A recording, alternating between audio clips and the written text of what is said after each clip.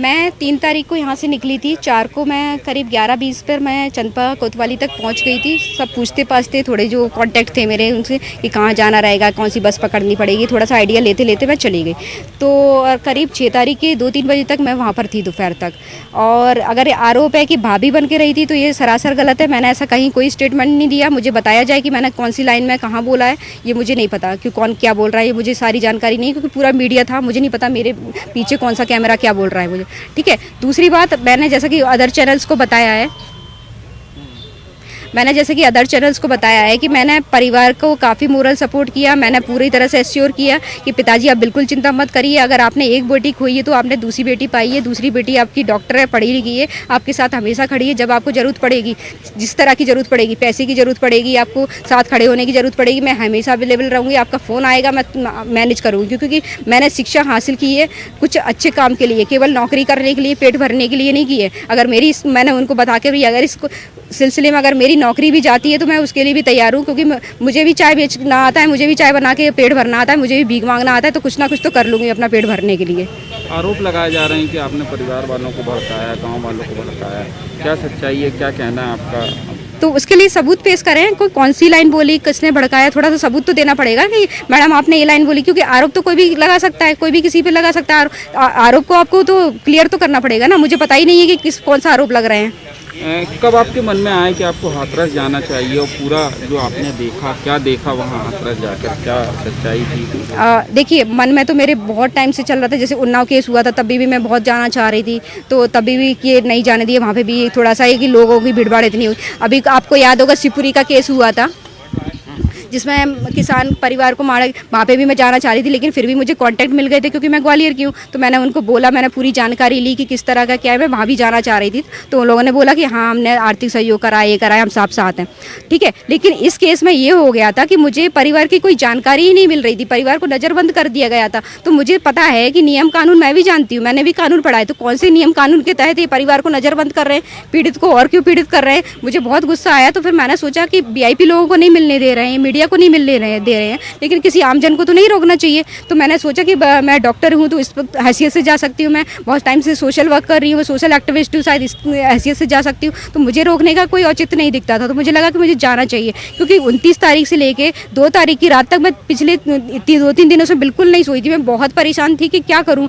या तो देश छोड़ के भाग जाऊँ या क्या करूँ, मैं किस तरह से आगे हम सर्वाइव करें, क्योंकि ये मेरे लिए अकेले की बात नहीं थी। आने वाले फ्यूचर में हमारी और भी बेटियों का सवाल था कि वो फिर क्या करेंगी इस तरह से, कि अगर इस तरह आज रात में जलाया है, कल दिन में जलाएंगे, परसों घर में घुस के जलाएंगे, तो किसी को तो रिएक्ट करना पड़ेगा। तो मेरे लिए मैं बहुत रोई 2-3 दिन में।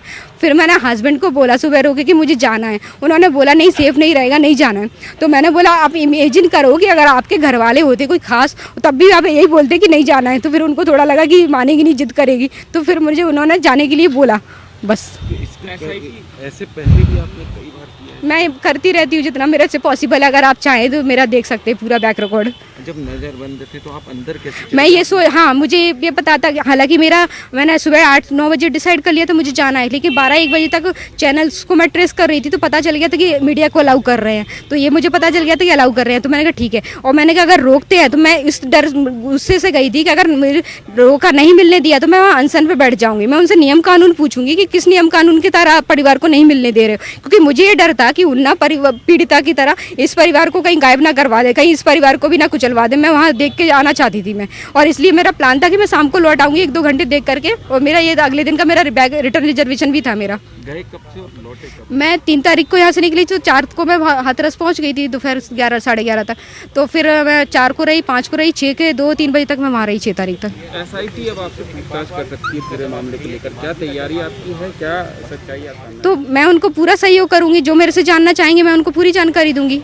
पर जो अभी खबरें आ रही हैं, हम लोग नहीं कह रहे हैं, जो खबरें आ रही हैं कि आप उनके परिवार के रिश्तेदार बन गई थी और फिर आपने इंटरव्यू में घूंघट पहन के किया, ये क्या तो सच है? सर, ये मैं घूंघट क्यों पहनूंगी? घूंघट पहनना होता तो मैं यहाँ पे भी घूंघट पहनूंगी। मैंने आज तक घूंघट नहीं पहना।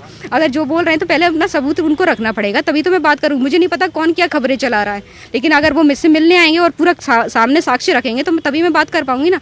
तो मैं केवल अपना पक्ष रख सकती हूँ, मैं उनका पक्ष नहीं रख सकती हूँ अभी। तो आप एक ही समाज के लिए करती हैं कि मतलब कई समाजों के लिए इस तरह का? मुझे मेरा ये है कि जो मेरे से मदद मांगता है मैं सबके लिए करती हूँ। जो मेरे से मदद की मैडम ये दिक्कत है, मैडम यहाँ दिक्कत है। जैसे अभी लॉकडाउन के टाइम में मैंने काफ़ी राशन बंटवाया गरीब लोगों की जाके। अभी मैंने सब्जी के ठेले लगवाए, 1-2 लोगों को मदद करी। मैंने फल के ठेले लगवाए 1-2 लोगों की। जो मेरे से मदद मांगता है मैं कोशिश करती हूँ जितना संभव हो सके मदद करती हूँ मैं।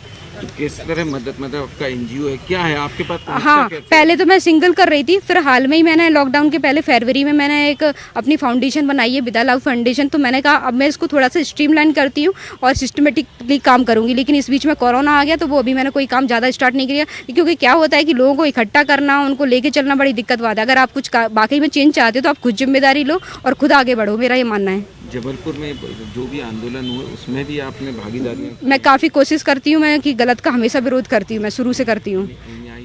जैसे यहाँ पर मुझे बहुत बुरा लगा तो हम लोगों ने कैंडल मार्च किए। मैंने बोला कि जो भी कि लोगों को बाहर निकलना चाहिए, महिलाओं को इकट्ठा किया कि आप आओ बाहर, आवाज़ उठाओ, कैंडल मार्च, ज्ञापन वगैरह ये सब हम करते रहते हैं। नहीं, एनआईसी और सीए का जब विरोध हुआ, जब भी आपने कितना भागीदारी रही आप? जहाँ पर जो मैं क्योंकि उसका जो लीगल और कानूनी फैक्ट बताना था मुझे, जो नहीं समझ रही थी महिलाएं, जो नहीं जानती हैं, अनपढ़ थी, तो मैं जाके बताती थी, मैं मिलना जुलना करती थी लोगों से। तो किस तरह करती थी और कहाँ कहाँ किया आपने? मतलब जहाँ पे भी जो भी कोई बुलाए तो मैं बिल्कुल कभी मना नहीं करती थी कि मैं नहीं आ पाऊँगी। मैं बस ये कि हाँ आ जाऊँगी जब मुझे टाइम मिलेगा। मान लो संडे को टाइम मिल रहा है तो मैं संडे को आके समझा देती हूँ आपको। लोगों का मानना है कि लोग कह रहे हैं कि नक्सल पे भी आपके संबंध है या अदर संस्थाओं से की जाए है। वैसे तो मुझे हंसी आ रही है और लोग तो कोई भी कुछ भी कहते रहते हैं। साक्ष्य से प्रकट करेंगे तो फिर मैं उसमें अच्छे से